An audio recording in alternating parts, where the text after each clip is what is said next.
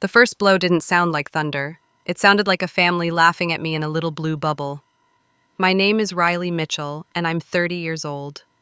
I run Mitchell Landscaping, a small company that builds the kind of work you only notice when it fails. Retaining walls that don't bow, drains that make rain vanish, slopes that carry a storm's weight like it's nothing. I was parked in my work truck at lunch, a tape measure across my lap, a sandwich I kept forgetting to eat, when my phone lit up. Mitchell family, one new message. It was a meme from my Aunt Linda. A man with a shovel scowling at the ground. Caption: Landscapers equals people who failed at everything else but still need tools to feel important. Reactions rolled in like a quick summer squall. Mom, laughing face. Uncle Rick, accurate. Cousin Jennifer, dead. Even my little sister tapped a giggle. Not one person said, maybe don't mock Riley's livelihood. Not one person said, she pays her crew well and fixes other people's mistakes for a living. The truck felt smaller with every bubble that popped. I read the caption again until the letters blurred, and then I did the most dramatic, least dramatic thing I could do. I tapped leave group. No speech, no explanation, just gone. 20 minutes later, the messages chased me anyway. Mom, why did you leave the chat? Dad, don't be so sensitive. It's a joke. I set the phone face down like it might burn me. Out on the site, my crew's compactors hummed over the crushed rock base. Clean lines, tight grade. Marcus, my foreman, looked over. You good, boss? I nodded. Family weather. The truth is, jokes land differently when your mortgage sits on the punchline. I could have fired back with a paragraph about respect, about the price of doing things right the first time, about how you don't argue with gravity. Instead, I decided on something simpler, silence and a boundary. I went back to work, we set the first drain line, checked fall with the level. Muscle memory did what it was built to do, carry the weight. When the phone finally quieted, I stared out at a sky already thinking about spring. The buds were close. The forecast said the first real storm would arrive in about 6 weeks. Funny how a date can sit in your chest like a marker on a map. Before we go on, tell me where you're watching this. On your phone, your TV, or at your desk. Drop a comment and let me know. Because the next part begins when the rain does, and some lessons only speak once the ground starts moving. Work has a rhythm that steadies your hands even when your head is noisy. We finished the trench cut, snapped a chalk line, and set the first length of pipe. The compactor thumped a steady beat through the crushed rock until the base felt like one piece. Marcus checked fall on the laser and called out numbers. I adjusted the grade a 1/4 inch at a time until the bubble settled. Muscle memory took over. The sky thinned from steel to late afternoon pewter. Phones buzzed in pockets and then went quiet. Mine stayed face down on the dashboard. Pull the fabric, Marcus said. We wrapped the line clean, backfilled in lifts, and tamped each pass. When the trench disappeared like we had never been there, he dusted his gloves. You sure you're good? I'm good, I said. Just family weather. He didn't push. The best people on a crew know when to dig and when to stand back. We stacked tools, checked the trailer straps, and rolled out as the streetlights flickered on. It felt like leaving a job that would treat its owner kindly once the rains came. That feeling lasts. Home was warm and simple. Evan had a pan on the stove and his sleeves pushed up. The room smelled like garlic hitting oil. He looked over his shoulder when I stepped in. You look like you fought the day and won. Something like that. I washed the grit off my hands and leaned on the counter. He slid a plate my way the moment I sat. He's the reason my plants live and my bills don't go missing in stacks of receipts. He's also the person who sees the thing underneath whatever I'm pretending not to feel. What happened? He asked. Voice easy. A meme, I said. From Linda, then the choir. I forked a bite and let the words settle between us. I left the chat. He nodded like he'd been waiting for that answer. People who mock the work that keeps their basements dry don't get free consulting. I let out a breath I didn't know I was holding. You make it sound simple. It is, he said. You run a business, not a helpline for people who think gravity negotiates. I smiled despite myself. Across the table, he poured water and slid the glass to my side like he was anchoring me to the surface. So what now? Now, I said. I set rules. The words felt heavier than they looked. No free rescues for disrespect. No family discount for folks who laugh first and ask for help later. If I give advice, it's documented, it's the same as any client, and it has a price. If work is outside my license, I say no. And if anyone tries to make family the passcode, I change the lock. He rested his chin in his hand, studying me the way he studies floor plans. Say it out loud. Boundaries aren't walls, I said. They're foundations. He smiled. Better, put it in writing. After dinner, I put the rules in a notes app under a plain title, Policy. 4 bullet points, nothing fancy. I archived the family thread and silenced unknown calls. I opened my calendar and circled a date 6 weeks out. The forecast said the first storm would land there. It was just a day on a screen, but I felt it like a weight in the chest, the kind that tells you which way the ground leans. Before bed, I walked the quiet rooms and checked windows the way my crews check slopes. Everything in its place, tools on their hooks. The world was still. In that small hush, the decision I'd made at lunch stopped feeling like a reaction and started feeling like a line I could hold. When the rain comes, it will choose the path with the best grade. People do too. 2 weeks slipped by, measured in work orders and marked up plans. One afternoon, the business line lit up. The caller ID showed a name I didn't recognize, but the voice had a careful edge, the kind you hear from someone who keeps good lists. She lived on Hillside Drive. Water pooled near the foundation every time it rained. She'd noticed hairline cracks. I booked the assessment for the next morning. Hillside told its story before I stepped out of the truck. The lawn tilted toward the house like a slow bow.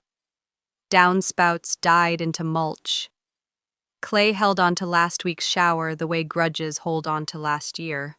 On the stem wall, faint tea-brown stains traced the water's favorite path. Marcus met me with the laser and tape. I took elevations at corners, midpoints, and the low swale near the side gate. The numbers didn't argue. The grade needed to change. You've got slope headed the wrong way, I said, walking her through it. We'll regrade away from the house, install a French drain along this run, add a catch basin where the yard naturally collects, and daylight everything out to the street. 5 days, crew of 4. We'll pull permits, call in locates, and leave it clean. She watched the level bubble like it might lie. What does that cost? $4,800 total, I said. All in with permits. Material is crushed rock, filter fabric, perforated pipe, solid pipe to the curb. We backfill in compacted lifts.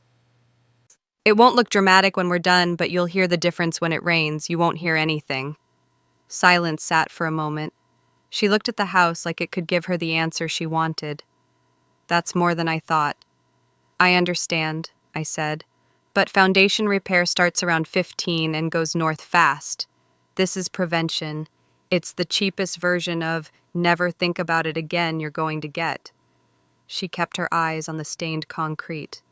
Can I think about it? Of course, I said. Spring storms tend to start in about 6 weeks.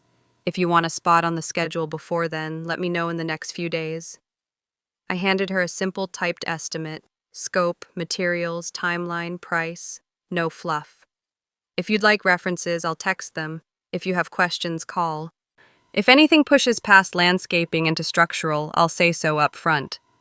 She nodded, polite but distant, the way people are when a number writes a line they didn't plan for. I walked the yard one more time, set flags where the drain would run, and left the bright flag standing a quiet argument in the winter grass. Back at the truck, Marcus slid the level into its slot. "Good fit for the system," he said. "Easy save," I answered, fastening the straps on the trailer.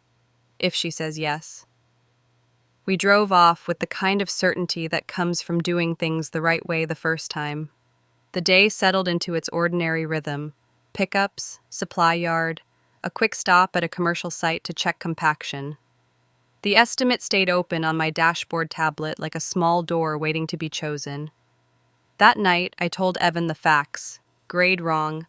Stains visible, 4,800 to end the habit of water heading home. He listened, nodding. "Some people need the first storm to believe," he said. I set the tablet face down on the table. 6 weeks is both a long time and no time at all. Outside, the air felt like it was holding its breath. Inside, I had already finished the job in my mind. Clean lines, quiet rain, a house that doesn't know it was ever at risk. All that remained was a yes, or the kind of no that invites weather to finish the lesson. The first storm arrived on a Thursday and wore the sky down to raw steel.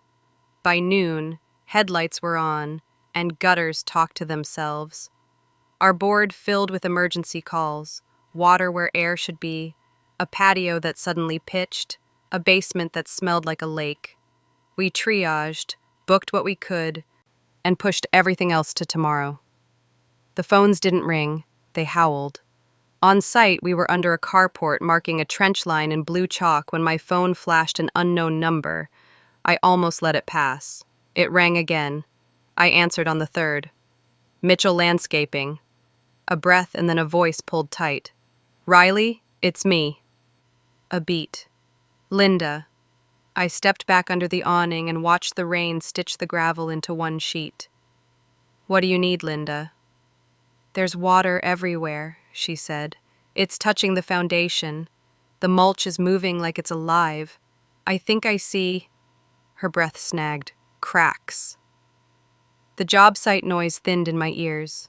Marcus kept working, head bent, measuring his next cut. I could feel the shape of the moment, the way you can feel grade through your boots. "You should call a landscaper," I said. "Someone who succeeded." Silence on the line fell like a dropped tool. "It was a joke," she whispered. "The meme. I didn't mean—" "It was a chorus," I said, and every voice sang. I'm sorry, Riley. Please help me." The storm drummed harder on the corrugated roof over my head. Somewhere down the block, a sump pump coughed alive. "My schedule is full with clients who respected the work before the water rose," I said. I kept my voice level. "And this may be past landscaping. If you're seeing cracks, you could have structural issues. That's engineers and foundation specialists." "But you know what to do," she said, panic sharp around the edges. "Just tell me where to start. I'll pay." "You start by calling a structural company," I said. "You get 3 quotes. If they ask what happened, tell them water followed the grade it was given." She went quiet except for the wind in her phone speaker. "You won't come?" "I won't," I said. "This isn't cruelty. It's scope, license, and math. I warned you where storms land." A small sound, like she'd run out of room to pace. "Please." I ended the call before I said something I couldn't unsay. My hand shook, not from anger, but from the strange steadiness that comes with holding a line. I took a photo of the trench layout we'd just marked and put the phone face down. It didn't stay down for long. The family group, someone had dragged my number back in, lit up like a flare. "Mom, Linda says you refuse to help. What is wrong with you?" "Dad, you don't turn your back on family in a storm." My sister, "Be the bigger person for once." Cousin Jennifer, "She's crying, Riley."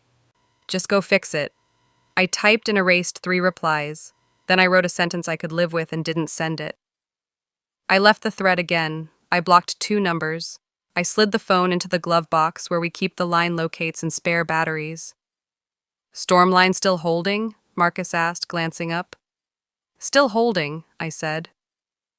We cut the trench clean. The laser painted a red bead that settled exactly where I wanted water to go. We wrapped the pipe in fabric, backfilled in lifts, and tamped until the ground felt like a decision. The rain softened to a mist and then came back in sheets, the way storms do when they're not done saying their piece. At 5, we strapped down the tampers and shoveled the last of the rock off the driveway. My phone, freed from the glove box, announced 3 voicemails and a handful of texts I didn't need to read to know the script. I drove home through streets slick as graphite and watched every curb cut handle the flow exactly as designed. Gravity never argues, it only reminds.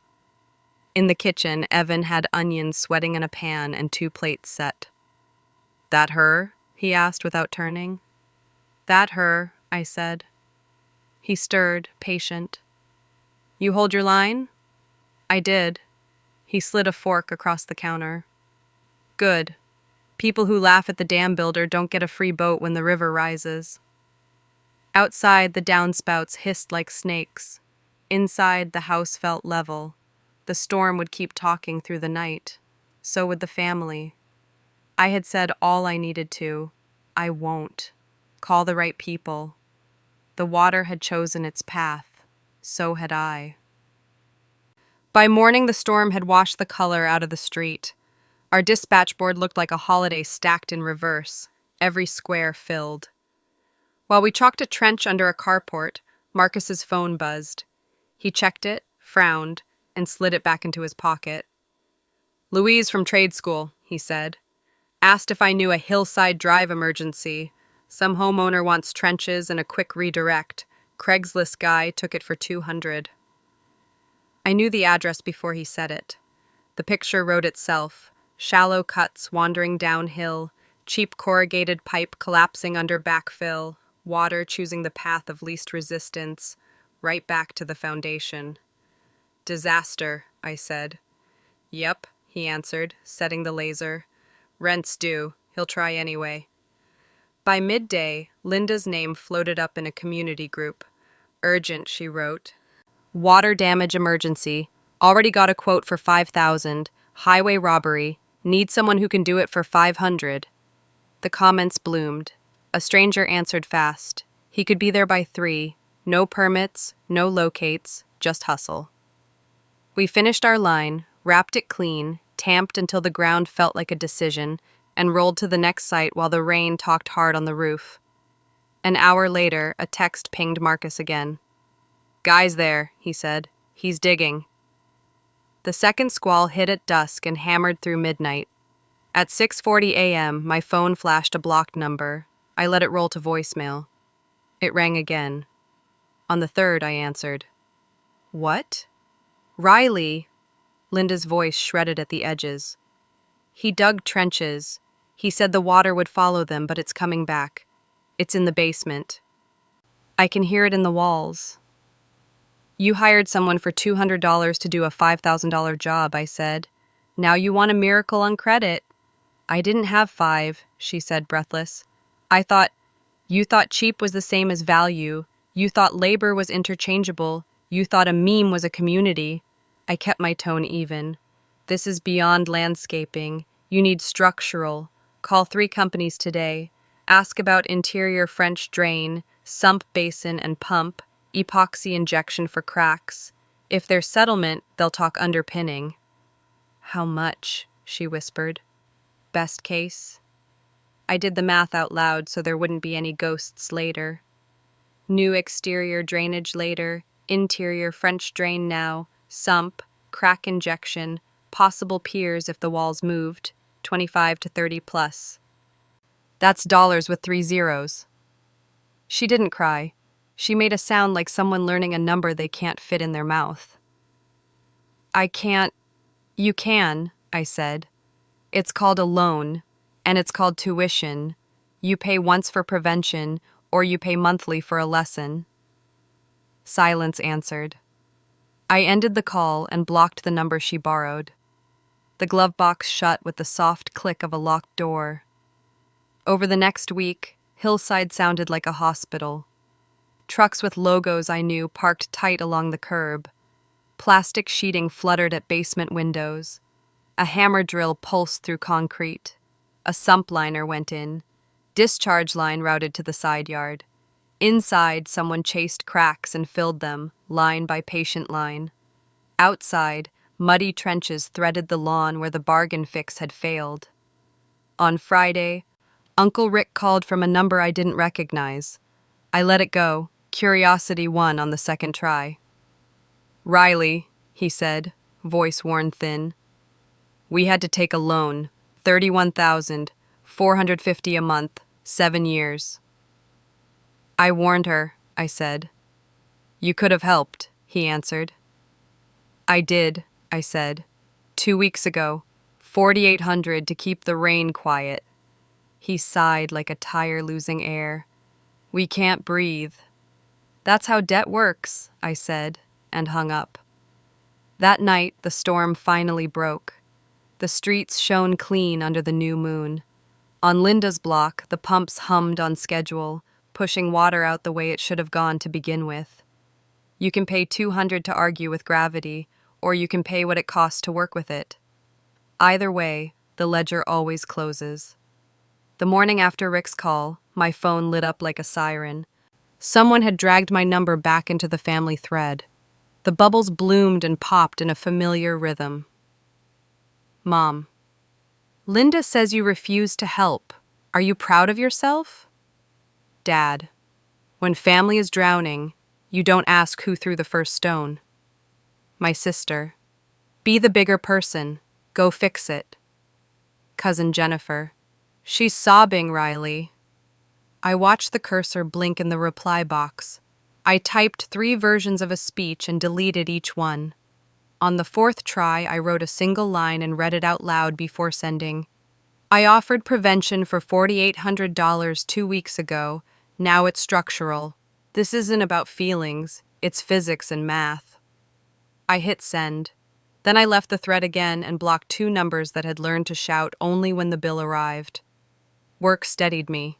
We were on a commercial site, cutting out roots that had strangled a line. The trench was narrow, the clay stubborn. Marcus set the laser, and we watched the red dot settle where the water would travel once we gave it a better choice. "You look lighter," he said, handing me the level. "I dropped something heavy," I said. At lunch, we sat on the tailgate. The rain had eased to a wet whisper. I could smell cut soil and diesel, the 2 scents that have followed me since the first job I took for myself. My phone buzzed with a local number I didn't know. I almost let it pass. I answered anyway. Mitchell Landscaping. "Hi, ma'am. Riley?" A young voice, fast and nervous. "My name's Danny. I'm the guy who worked on, that hillside house, for $200. I kept my tone even. "Okay." "I took a job I wasn't ready for," he said in a rush. "I thought trenches and pipe would do it. I didn't know grading. I made it worse. I'm calling to apologize." Wind pushed through the receiver like it wanted to hear my answer. "Why are you telling me this?" "Because after it went bad, I started watching videos, real ones. Then I saw your crew working the block yesterday. Lines were straight, fabric tight, backfill in lifts. You made the ground look like a plan." He swallowed. "I don't want to be the guy people call when they're desperate. I want to be the one who keeps them from getting there. Would you ever take someone on? I'll do grunt work. Minimum. I just want to learn." On the tailgate, Marcus pretended not to listen and failed. I looked down the trench at the clean edges, the fabric folded like an envelope, the kind of order you can teach but can't fake. "Show up Monday," I said. 6 a.m. sharp, hard hat, work boots, gloves. If you're late, it's over." "Yes, ma'am, I won't be." The relief in his voice was a full breath after a long hold. "Thank you."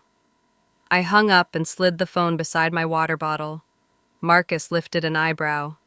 "New shovel?" "Maybe," I said. He owned the mess. That's a start. We finished the line and tamped the last pass until the ground felt like a decision. On the drive back, I watched curb cuts sip the leftover storm, each one doing the quiet job nobody claps for. At home, Evan looked up from his laptop when I told him about Danny. You hired the kid who made it worse? I hired the kid who admitted it, I said. Ignorance asks to learn. Arrogance asks for a discount. He nodded once, slow. Good line. It's a policy, I said. That night, I slept straight through for the first time in weeks. The pumps on Hillside would keep humming. The loan would keep drawing breath from someone else's paycheck. The family would find new words for old habits. But I had a line to hold, a crew to lead, and a kid to teach how to work with gravity instead of arguing with it. Monday at 5:47 a.m., Danny was already in the lot with a thermos and new boots. Marcus handed him a shovel and a short list. Listen more than you talk, measure twice, tamp every lift. He nodded like someone who'd finally found the right door. By mid-morning, the business line rang with a voice I recognized from the assessment tone, careful, precise. This is Susan, she said. I live on Hillside, 2 houses down from, well, I watched what happened. I'm not paying tuition. Can you do mine right now? I walked her block in my head. Slightly larger yard than the first, same wrong slope, same clay. Regrade, French drain along the side, a catch basin where the yard collects, daylight to the street, I said.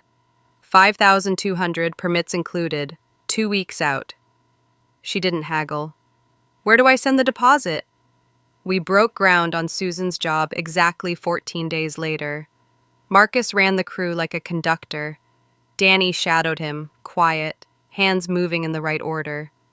We set stakes and pulled string, checked fall on the laser, made cuts clean and true. The trench was a line that told water to change its mind. We wrapped the pipe in fabric, backfilled in compacted lifts, and tamped until the ground felt like one piece. When we daylighted to the curb and saw the first sheen of runoff travel the new path, the whole crew exhaled.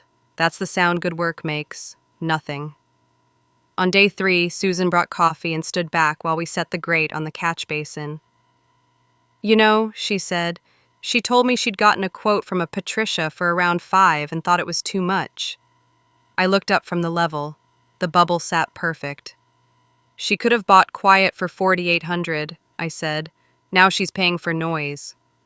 By the time we compacted the last pass, Linda had appeared at the property line twice, arms folded, face drawn thin by bills and sleep. She didn't speak. She watched the daylight pipe carry a small thread of water to the street like it had always wanted to go there. The neighborhood learned fast. The day we rolled out of Susan's driveway, 2 more addresses on Hillside called. Then a third from the next cul-de-sac over. I saw your lines, one homeowner said. I want my house to be boring when it rains. Deposits landed. The calendar filled. We ordered another tamper, then another truck. Not everything came through the front door. One evening, Evan slid his phone across the table.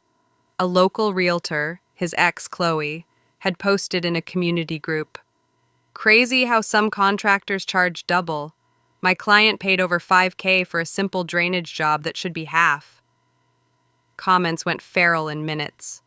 A screenshot surfaced, the same post where Linda had begged for a $500 emergency fix after calling a $5,000 quote robbery. The thread went quiet the way a room does when truth walks in. Chloe deleted her post an hour later. Evan grinned. You didn't have to lift a finger. I sipped my water.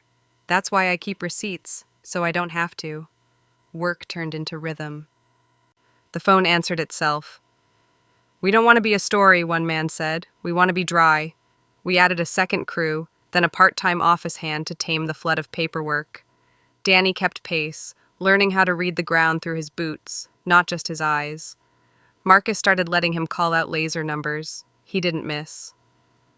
One afternoon, Uncle Rick's truck idled by while we lined a trench. He didn't get out. He watched the slope we'd cut and the neat stack of rock bags, then drove on. Later that week, Linda posted in a home improvement group. Painful lesson, but I've learned to value professional work. If you need drainage done right, call Mitchell Landscaping. Marcus showed me on his phone with a sideways smile. Free marketing, he said. I didn't share it. Some acknowledgments don't need applause. By quarter's end, we had a wait list and a board full of addresses that all sounded the same. I saw what happened, and I don't want that. Evan called it the hillside effect. I called it the result of telling water the truth and letting people hear it. On the last day of the month, while we strapped down the tampers, the sun finally cut through a clean sky. The neighborhood was quiet, the kind of quiet that says the ground is doing its job. I wiped dust off the tailgate vinyl that reads "Built to Last," then looked toward the hardware store across town, where I knew I'd see a familiar face soon enough, soft-spoken, apology-shaped. I didn't practice forgiveness. I didn't rehearse a speech. I just checked the next address on the list and rolled out. I ran into her in the hardware store aisle between irrigation fittings and fertilizer bags. She had a cart and a tired smile that had learned how to behave. "Riley," she said softly, like the name might break if she pushed it. "Linda," I answered. The store's air smelled like rubber hose and cut wood. Somewhere up front, a key machine ground out a copy. "How are you?" she asked. "Busy. Business is good." "I see your trucks everywhere," she said. "Everyone on the street's hiring you now." "Apparently." She looked down at a stack of couplers, then back at me. "The loan payments are hard. We're managing, some months worse than others." "I'm sorry to hear that." "And Danny," she added, a small lift in her voice. "He told me you hired him. He says you're teaching him everything." "He earned the chance," I said. "Showed up, owned his mistake." "You didn't have to," she said. "I know." We stood there with 6 months of weather between us. I nodded at her cart. "Why the meme?" She blinked, unsteady. "I thought it was funny. I've always looked down on manual work, I guess. Thought success meant an office, not dirt under your nails." She swallowed. "Now I know the person with the shovel might be the only one who can save your house, if you respect them." "If you respect them," I echoed. "For what it's worth," she said, eyes clear. "I'm sorry, not just for the money, for the disrespect. I hurt you." "Okay," I said. Not a pardon, not a rejection, a level surface. "Maybe someday." "That's fair," she whispered. I pushed my cart on. At the end of the aisle, she called, "You were right about everything." I didn't turn. "I know," I said, and kept moving. Work didn't pause for the moment. Danny kept showing up early with a notebook and questions. Marcus started letting him call out laser numbers and correct small things before they turned into big ones. On one job, he ran the compactor with the patience of someone who understood that every lift tells the next one how to behave. "He's coming along," Marcus said, which from him is a standing ovation. That night on the porch, the neighborhood was quiet the way you pay for. No sump pumps barking, no gutters choking, just the soft draft of air across lawns that could take a soaking. Inside, I opened the folder on my phone labeled receipts, screenshots, texts, memes, the digital ghosts I'd carried as proof. One by one, I deleted them. Evan watched from the sofa, laptop balanced on his knee. "You sure?" he asked. "I don't need them," I said. "The proof's in the work." A week later, Marcus walked in grinning and held out his phone. Linda had posted in a local group. "Finally finished our foundation repairs. Cost $31,000 total. Painful lesson. If you need drainage done right, call Mitchell Landscaping." I didn't share it. Some things are meant to sit where they land. We closed out Susan's warranty check and rolled on to the next address. Golden hours spilled across the job site, turning crushed rock pale gold. Danny double-checked fall. The bubble settled steady. We set the last grate and watched a thin run of hose water choose the path we'd carved. It disappeared like good work does, without applause. On the drive home, my truck hummed a note I've come to trust. At the house, I stood on the porch and listened to a sky thinking about rain. Somewhere, alone clocked month 12 of 84. Somewhere else, a yard on hillside sat bone dry after a week of storms, respect in, disrespect out, boundaries held, interest earned. Professionalism isn't revenge, it's proof I was right all along.